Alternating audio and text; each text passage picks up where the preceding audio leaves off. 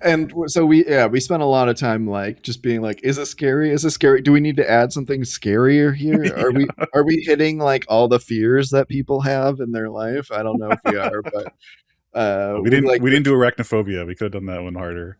yeah, right. We're like we're trying really hard to do that. I mean that was really the challenge. Is like, are we hitting that bar? SIFTER.com.au.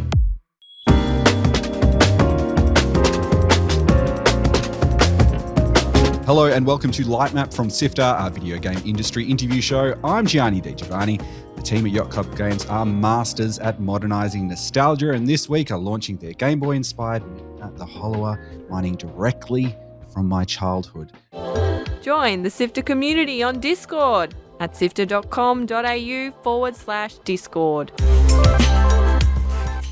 Cast your mind back to your favourite games growing up. For a lot of people, when you ask them what their favourite Zelda game is, they're going to say Ocarina of Time. It's incredibly good, but I'm going to admit something to you right now. I've actually never finished it. I had a PlayStation as a kid, so I have no nostalgia for that. But what I do have a lot of nostalgia for is the Game Boy era Zelda games. They captured my heart. I ran around Koholint Island, first on monochromatic green screen, then in color a few years later. So when I saw that the Shovel Knight developers, Yacht Club Games, were putting their hat into the ring for a top-down 2D adventure game with Mina the Hollower, I was hooked.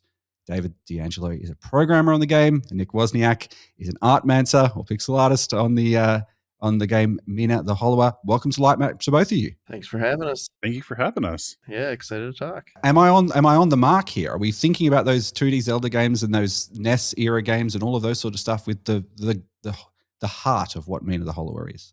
Yeah, absolutely. I think we wear that on our sleeves pretty well, or pretty strongly especially in terms of like the art style and the, we sourced a lot of existing Game Boy Color screenshots to like kind of develop the palette, and that helped us like help drive the visuals. And so that was sort of the going back to just like old games like that was our guiding light visually.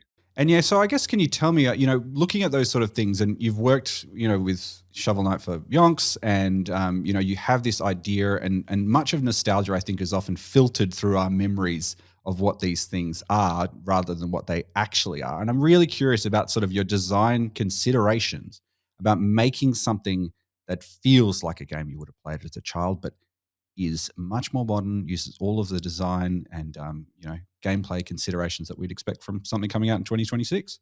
Yeah, I mean, there's lots to kind of break down like what you actually liked from stuff as a kid and like what you remember, and that the delta of like what actually was and like what you enjoy is interesting always, like to go back and actually try those games and see what they were like.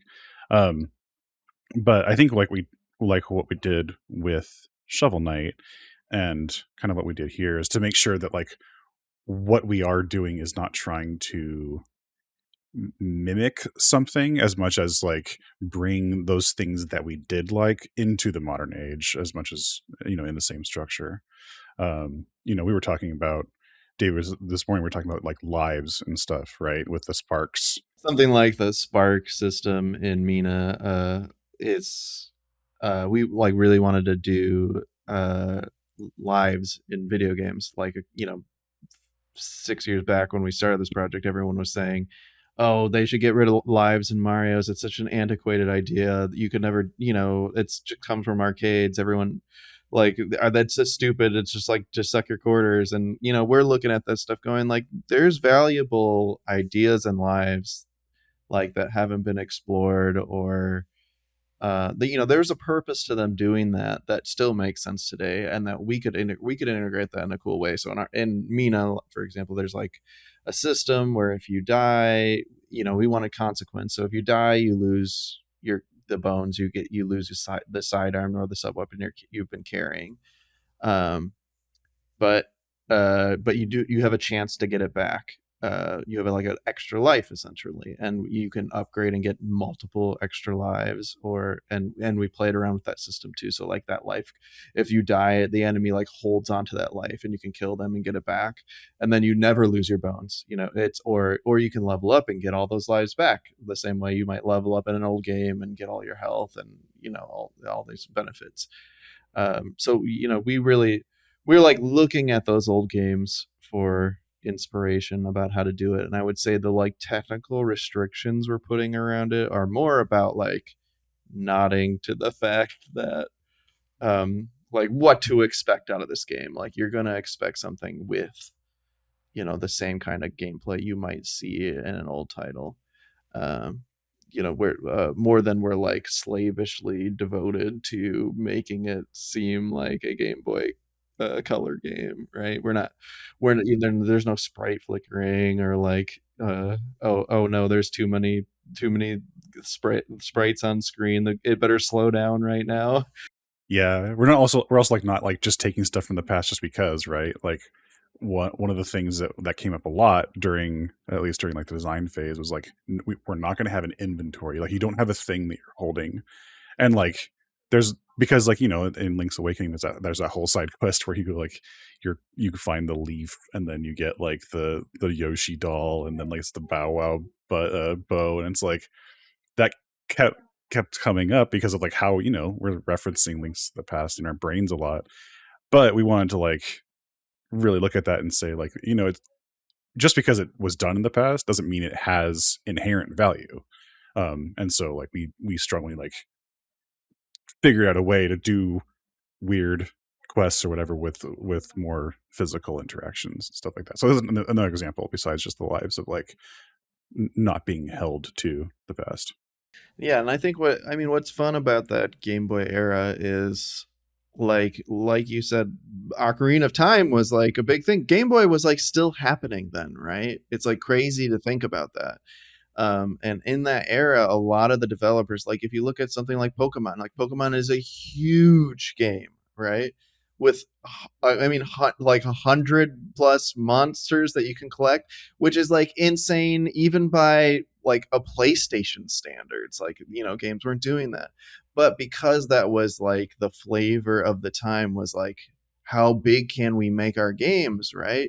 It was interesting to have that mixed with the restrictions of a Game Boy, right? So like that's a lot of what we're getting out of Mina too, is like we're making this like huge intricate complex thing, but with the restrictions of like this is a small, it's like on a tiny screen, it's a tiny resolution, it's got a limited colors, it has these restrictions that like it makes this interesting flavor of like the big and the small combined.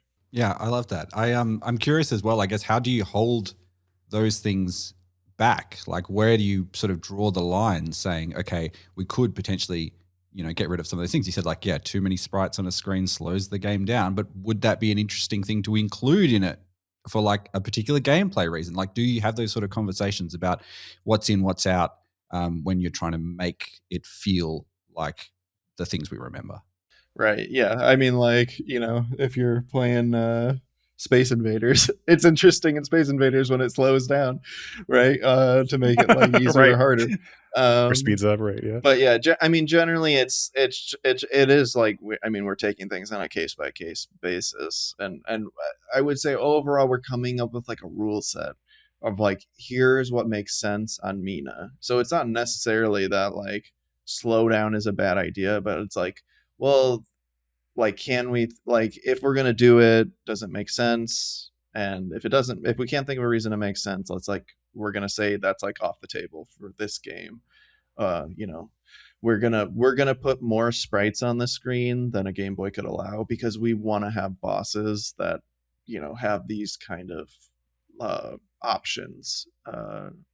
It's like that kind of stuff, and we're going, but in like Shovel Knight, for example, we were like, we're not gonna put too many sprites on the screen. We're gonna like really focus on that. Like if a boss if they're shooting 6 things out of them, it's like that's too many things.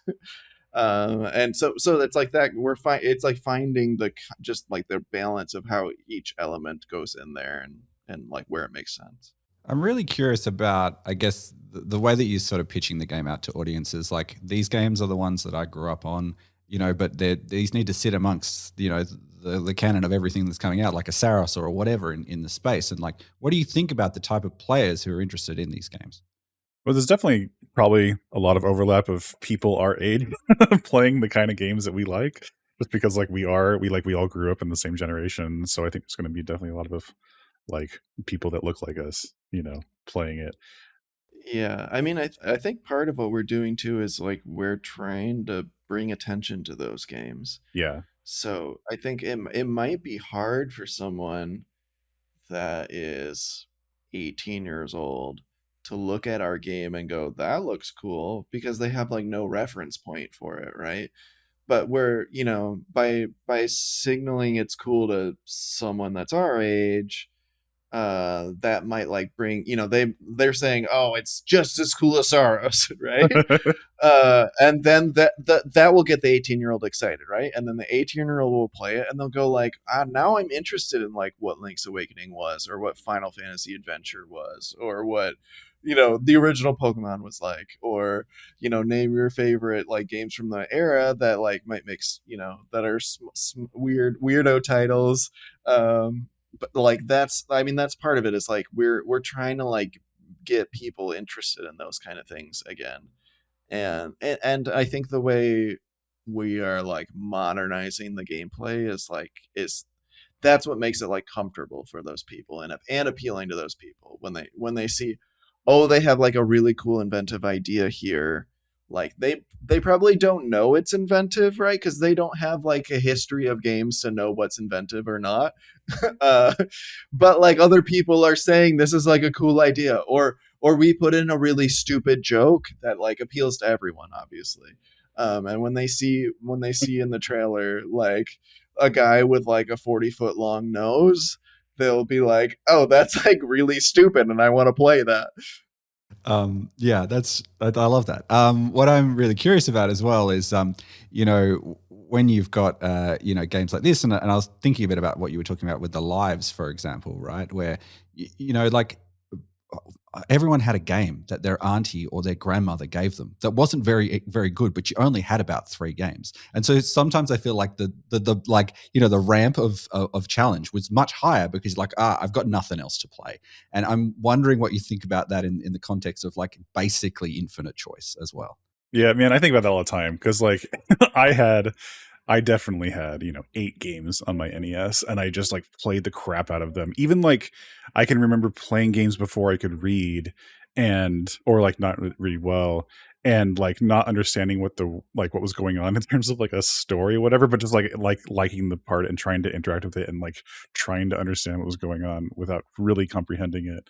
But just like keep pushing and keep pushing and keep pushing. And then I contrast that to like my kids who just have a infinite supply of video games, and like I don't know, it's sort of like it's really similar to when you download a 400 pack of ROMs, on your emulator. I would never do this, but on your emulator. No, but people do. We've heard they've done that. Yeah.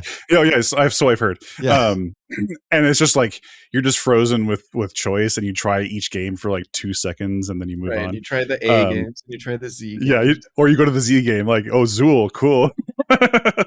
Let's try Zool. Ironically, that was Zool on the Game Gear was one of those games that I had, like, of my 10 games, But anyway, yeah, I think it's like it's hard to like when you do that, like when you have a game that you really just like pour time into and really understand, you start to see past the like jankiness, and you can find the little gems of value that it has. Like we were talking about, like, yeah, like it's really hard to play because you don't understand what the logic is, but it's cool when you accomplish something in that game. It's really hard to understand what you're supposed to be doing in the Star Trek Game Gear game. There's another Game Gear game. But once you understand what you're supposed to be doing and like what they're trying to make you do, it's like it's cool to have a spaceship battle on like a tiny little handheld. I don't know. I think like it's cool to be part of the conversation of like, hey, this is what's valuable, and this is like what we like from this generation, and like even if you're a Minecraft kid who's never played anything but a 3D game, like here's something maybe you can try out, it'll be okay. It's just 2D. I think one of the the benefits of like what we're doing with Mina is that it is an RPG, like maybe a light RPG, but like even if you suck at games, if you put enough time into it, you will level up. You will like be able to buy more equipment. You'll be able to like find ways to proceed, and that's like a fun way that we can like, I think, maybe engage with people that like haven't had difficult games. But that said, with all the millions of games coming out these days, like there are really hard games, and there all the Souls games and Souls likes, all the roguelikes that are coming out. I feel like it's maybe more than ever like a good time to have a difficult game, which is sort of bizarre to think about, given like, I don't know, like 10 years ago, it's like if you made a hard game, like people hated you. Yeah, if people are up for the punishment now, they just need something to defeat. I'm curious. Okay, so let's talk about Mina more generally, and I'm just interested about like what is it that this game does, and what are you trying to achieve? Like, as a studio, as a team that's working on this, like what were you setting out to do, and now that people are kind of getting their hands on it, what are you starting to see coming through? I mean, in general, I think we were trying to make something that was like the Zelda to our Mario. Like if Shovel Knight was our Mario, this would be our Zelda. And we didn't really want to make a very puzzly game, but we did want to have that kind of like, we like the action feel of Zelda and like the mystery of it, and like feeling like you're in a world and everything connects and all these people live here. And we like the building of your character, and like the way you're making them like, oh, I play with the hook shot and someone else might not play with the hook shot, right? I'm a boomerang guy. We like that kind of like that part of it, but we wanted to like, and we like the like, how do I get to this area, how do I unlock this, how do I do this? But we are trying more to like avoid like, I use a boomerang and I bounce it off the mirror, and that's how I get past this part. So it's way more like an action focused, with just like a tint of that like mystery stuff. And when we were doing that, we were looking at things like Bloodborne and Souls games, because they have like to us, like when I played Dark's or Demon Souls for the first time, I was like, oh my god, they made Zelda 2 in 3D. This is amazing. Which I don't think anyone else in the world was thinking. No. It's just like my weird brain. But that's like, to us, that is like, they aren't so far apart, like a Zelda game and a Souls game. And it's like how do we like, it's like one, I would say like Souls is a version of like, you're inspired by those like old Zelda games. And I guess we were trying to do like another version of that. Yeah, I think another, like you touched on it a little bit, but like the just like creating a world that you can kind of like live in and spread your wings through a little bit. Like with Shovel Knight coming out of there, I mean, Shovel Knight's a 2D platformer, and so there's only so much of the world that you can really feel like you're living in. And we try to do that with the backgrounds and make it so that you are seeing a vista into the mountains or whatever. But ultimately, it still feels like you're going through a location that has been painted on, it's obvious where the collision is. It feels like a location that like is it's first a gameplay arena, and then it has like the veneer of a castle or a swamp or whatever. And I think one of the things about this game, for me at least, was like you can really feel that this is more of a real world, if that makes sense. And every time you enter a new room, it's like it feels more like a location rather than just like a obstacle course that's painted like a castle. Yeah, I mean, along those lines, we were like, we did like medieval stuff in Shovel Knight, right? So we were thinking like, oh, what could we base this around? And we went with like Victorian. And when we were like looking at that stuff, we were thinking a lot like more about like novels like Frankenstein and Dracula, like the things that inspired Castlevania, or other like creepy, scary stuff. And I think creating like a world like Shovel Knight is very like cheery, and I mean it has like elements of like sadness, like the campfires and Shield Knight like falling in the dream sequence, but it's like for the most part it's like goofy, silly stuff. and we were trying to think of something that's more like, oh, like maybe it's not all happy. Maybe it's like Frankenstein, where the entire time he's like thinking about the horror that he unleashed upon the world, right? And and maybe the world has a feeling, like, I guess to us, like dumb Americans, like Victorian London time feels like another fantasy world, like imagine an imaginative It place. definitely does. Yes. So it's like, oh, if we're like steeped in that kind of like feeling that you have when you're reading those books, it will feel like another world, which maybe when someone in British person plays it, they'll be like, this is just normal. That's just me walking down Fleet Street, isn't it? Right. All six is just my house. Yeah, that's so funny. I mean, it's curious as well. I'm interested as well, because obviously, the jokes and the fun and all that sort of stuff is just like a mainstream of all the things that you guys do. But like making a slightly darker or a bit more ambiguous, like, does this feel like a level up? Like you've grown up as a studio when you're putting these things together, because you're now into, I guess, your next big series. It's hard to say we've ever grown up. Yeah, it's hard to it's hard to pull ourselves out of the goofiness, and like it does still kind of feel like a Muppet presents a Victorian horror. Yeah, right. Yeah, I mean, I would say constantly over the development of this game, we're going, is this scary? Is this scary? Is this like, right? I mean, we knew we were making like something like Castlevania scary, which is still like for kids, right? It's not like a horror, I'm freaked out, oh my god game. But we were trying to make something that's like, maybe you would get scared. Maybe there are moments where you're like sweating, or you're nervous, or you think about it the next day because it was sort of frightening. And in that way, but I guess we were doing that, but our tendency is always to add dumb stuff to it. It's so hard. And we're so dumb.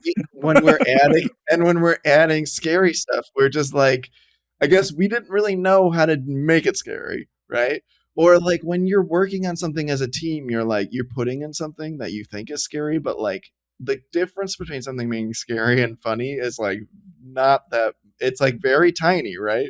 Yeah, and we're not like, none of us are like really strong. I don't know. I don't want to speak for everybody. Like really strong horror fans. I think like the horror movie that we all like have in common is like Gremlins 2, which is like, there's scary stuff, but you're there for fun, and it's like goofy, and like that's what appeals to us the most. I don't think anyone at the company is really like a slasher buff. Like my favorite movie is Hellraiser. Like it's like it's Gremlins 2. It's Muppet Christmas Carol is like like it's those kind of goofy, like it's dark, but like we like having like the fun of it is really hard for us to avoid. Like there's some spooky stuff.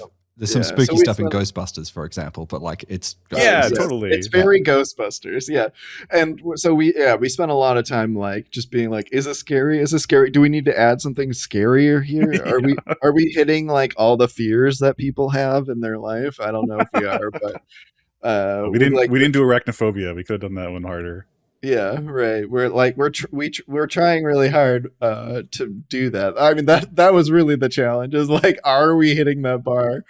I'm really interested as well, in terms of one of the things I really love is going through and having a look to see the adjustments and the ways that people can tune the way that they play the game. And there is just like stacks, heaps to choose from. And I really feel like you can really make your own experience with these sorts of things. And from a design consideration, what do you think about those sort of things in terms of like someone having, the core experience of what you intend versus adjusting it to the way that they want to play? Because like you could pretty much make yourself nearly invincible if you wanted to, effectively.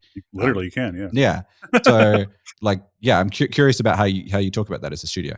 You had always wanted to do those. I mean, like we were saying, like those came from the Shovel Knight cheat codes that we had done before of just like having lots of fun modifiers. And they had been buried behind backer exclusive rewards. One of the backer rewards in the Shovel Knight Kickstarter was a code that only you got. And so this is like us exposing that to everybody so that everybody could have fun with that in the same way. But like those modifiers weren't on our mind when crafting the core experience. Those were like something we really were excited about and wanted to add later, and we knew we were going to add, but like, we spent a lot of our time focusing and really honing that like unmodified experience, and that presenting that as like the true Mina balanced, the experience. Yeah, and I would say like for us too, it's like it wasn't really as much about difficulty adjusting or like having an easy mode as much as it was like this. It's fun to turn on stuff like that. It's fun to be like invincible and go through the game. That like I mean, we grew up on like Game Genie and like arcade ports that had like you could set the number of credits that you could play, right? Um, so like, I mean, sometimes you did that stuff because you wanted to beat the games, but sometimes it's like fun to turn on the moon jump in every single game and just play through the game with the moon jump. And maybe you couldn't beat the game without the moon jump, but like either way, it's still fun to moon jump around. So like adding those like hundreds, I mean, like if we really cared about the difficulty being perfect, we would, or like being easy, we wouldn't add hundreds of them. There's like no reason to add hundreds of them. Right. Yes. Like what we cared about is like, it's like fun to have like this, like 100 things you could like mess with and make the game weird. And it's fun to see what the enemies are like when they're 4 times the size. Yeah, when you think of like 007, GoldenEye had big head mode. Everybody talks about that as like a fun, dumb thing to do, because it is. It's just like it's a fun way to interact with a game that was like relatively easy for them to implement, and then makes like, I guess it's easy, but that's like not why I did it as a kid. I did it because I got to see like giant weird stretch textures across 3 polygons, and I got to shoot them real fun, I guess. But in terms of other games though, I mean, I think it's like it's cool that games do whatever they think is cool for their game, right? I mean, we're not like people going like, you gotta put an easy mode in your game, or you gotta have cheats or way to like make your game accessible. Like, I mean, I think it's fun to have a game that does not have anything in it and be forced to do it. And I think it's fun when the game is like lets you just make it super easy, and that's like part of the experience is like knowing I can switch between them at any time. And I think it's fun to have something like ours that's like, I guess it makes it easier, but it's also just like there's a crap ton of weird things you can do. The weird ones are really fun. I wish those got more attention than the easier hard modifiers. Tell me your top weird ones. Let's go. I want to hear what the ones you want to see more people using.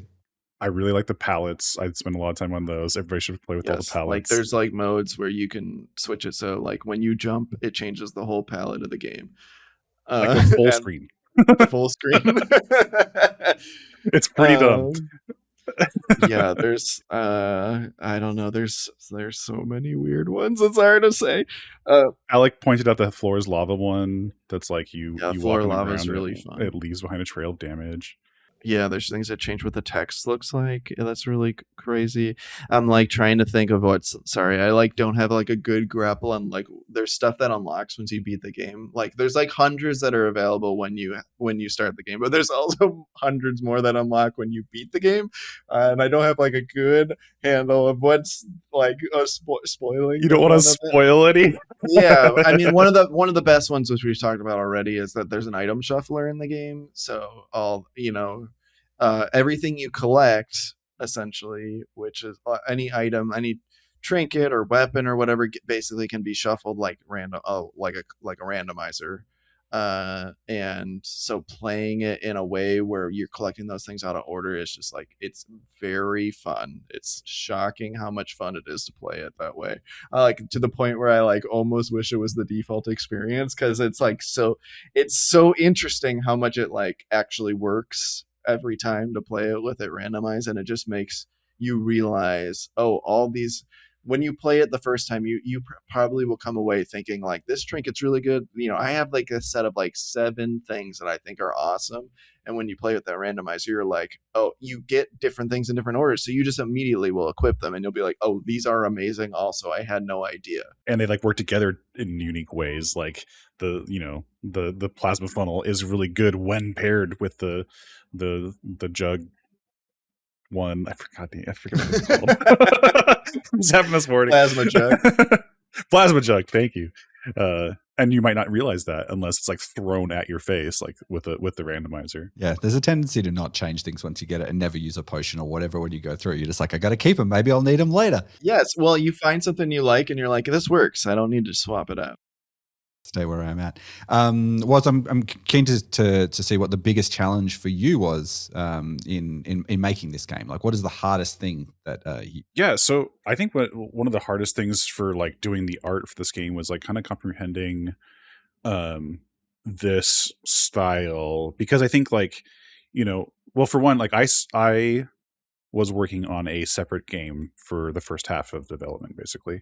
And then we kind of collapsed the team to really focus on Mina. And so like I kind of came in and there was an established style already kind of flowing, and I had to like really grasp that and try to be as agile as I could. And doing things the Game Boy Color way like has really weird ramifications, and making things look way more simple than you think. Even in Shovel Knight, I I just did whatever I did because it was like I was alone especially for the first 4 years of it, and so it was pretty easy to reel myself back, and I had Sean was helping me with that too. But with this, it was just like, okay, this is how like walking works, and it's a 16 pixel sprite, and like walking is just like shifting these 3 pixels around, and like it can't get too crazy because then it's like impossible to look at. Or one of the early things I did was the opening intro boss, the Nether Kraken, and like, hey, we don't do water this way, and my brain was like, okay, yeah, water is like very different, like, so that's why like the the tentacles that come out, they have like a little tiny like ring that does this, and that's the ripple, whereas when I first started, I was doing this like a 4-frame like cycling ripple. And it's like, no, that's not okay. Sandy was like helping me a lot with that. And then just like, yeah, so adopting to that style, and then trying to figure out ways to expand it, or like, kind of find my own expression in that was definitely the most difficult part for me. What about you, David? For me, it was balancing the game. I mean, I've like programmed a million 2D games, so that's like nothing hard there. But the design of this game, where you could go to any level, it's an RPG, so you're leveling up. We only have like your max cap is 10 levels, so there's like not a lot of like, it's not like we have like from 0 to 50 to play with, and there's 60 trinkets, and there's 5 weapons, and there's 15 sub weapons. Like all these things you can do them in any order. You could play, and we're not adjusting the difficulty of any area based on how you like what your character's at. So like we're making a very ambitious, like, you can screw yourself really easily and you can overpower yourself really easily depending on where you go or what you have. Or yeah, I'm thinking of like people who have played it who did that exactly, right? Like there's friends who'd like jumped into level 3 at level 1, and we have other friend who like went to like he leveled up to 10. Yes, it's like, yeah, right. I'm gonna play the game and get to like I always go to max level right away. That's just like how I play my games. I'm gonna buy everything in the shops, even like I'm gonna farm until I buy everything that I can find, and then I will start playing the game. It's like, oh my god, what do we do? Like, why? We can't. Yeah, so why would you ever play that way? But that's how ambitious the game is, right? And we just do we do basically nothing to like guard against it. So it's like, how are we pinning those stats? Where are we putting those items, like, to make sense that you might be balanced? Like, so, and on the contrary too, like, it's fun. It's fun in us, like in Dark Souls, to go and find that really powerful sword, like before you're supposed to have it, right? And we wanted those same kind of feelings too, and Mina. So like, just how do we balance that, like, that you want to be if you know the game, you can break the game. If you get tips from someone, you can break it. And if you, on the contrary, like, are terrible at the game, you can still get by. And balancing all that stuff was just like very crazy. And I mean, we had it, and we, like, I think this was balanced, like, really unlike other games where we wanted to keep it much like Shovel Knight, where like this guy is 3 hits, this guy is 4 hits. So we didn't want like a wild, like, it's just not fun if you can kill this guy in 1 hit, or this guy takes 8 hits to kill. It's not fun anymore, because that's just like the style of gameplay of those individual, like, designed enemies. Because it's very classic in that way. Like when you play a Castlevania game, if it takes 8 hits to kill a Medusa head, you will like blow your brains out. It's like that. It's like not okay for that to happen. So that like juggling all that stuff was just a real challenge. Yeah, and also like when you level up your attack, you should see a level up. You gotta feel it. You gotta feel that. Like Gooper is 2 hits when you have level 1, and then he's like 1 hit when you're at level 2. But like that's like the underpinnings for how that works is like really complicated, and so like you can't just have like number stats go up. You care about like David's talking about, like the actual numbers of times it takes you to swing to hit and kill something. Yeah, there was a lot of tuning. I looked at a lot more graphs than I'm used to looking at, I would say. Yeah. I programmed a lot more graphs into the tools too. Yes. Look, I just want to leave you with one final question, and this is one thing we always like to ask everyone who comes on the show. What is the biggest misconception about your work? I mean, I think that people think this is a Zelda game, and they're like we were saying before, they're gonna go in and they're going to think, I can't go in this water area because I don't have the flippers yet. And they're going to be mistaken.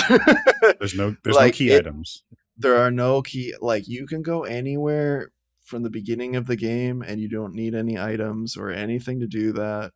I think that's going to be the biggest thing that is like just confuses people. And I mean, I think that is the most fun and exciting thing about the game. It's like not a Zelda. It's like got it gives you some of the same feelings and emotions. Like, you're gonna get items and be able to cross a gap that you couldn't cross before, and that will be like fun. It like the navigation and like routing of the game is going to be really interesting, because in the same ways that it is interesting in Zelda, but you just don't need those things to get by, and you don't need the bombs to defeat the boss, right?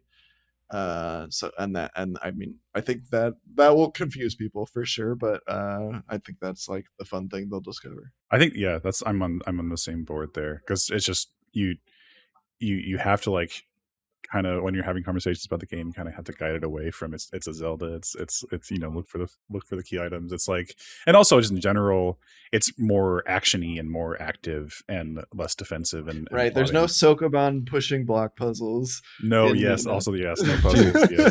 That was like a rule from the beginning of the development. It was like, no blocks will be pushed in this game. no blocks, no Sokoban, no inventory, no like key items. Yeah. Well, that's a great place to leave it. David D'Angelo, Nick Wozniak, thank you so much for being part of Lightmap. Good luck with the launch, and thanks for joining me. Yeah, thank you so much for having us. We really appreciate it. Mina the Hollower launches on computer, Xbox, PlayStation, Switch 1 and 2 on the 29th of May. You can pick it up pretty much everywhere as almost as soon as you can hear this episode. So this has been Lightmap, Sifter's interview podcast. Today we're talking about Mina the Hollower from Yacht Club Games. Make sure you dig back into the Lightmap archives. We've got lots of great conversations for you to enjoy. Want to learn a bit more about how Fallout New Vegas was made? Well, we're going to do an episode with Josh Sawyer when he was down in Australia making video game films. Maybe you want to hear that episode we did with Alana Pierce, or the legacy of some of those indie darlings, those retro games as well. Why not check out our episode with about Celeste with Maddie Thorson and Noel Berry from Extremely OK Games. Search for Lightmap and Sifter on all your favorite podcast players and on YouTube as well. While you're there, check out our weekly games news show, which is called Walkthrough, and Drop Rate, which is our reviews podcast. Sifter is produced by Naomi Jackson, Fiona Bartholomaeus, Kyle Pauletto, Chris Button, and Adam Christou. Kat Jahne and Mitch are our senior producers, and my name is Gianni Giovanni. I'm Sifter's executive producer and the host of this episode. Thanks to Mina Shamali, who composed the Lightmap theme. Thanks to Audio Technica Australia and Apple for their support of Sifter. We'll catch you on the next episode of Lightmap. Until next time, have fun.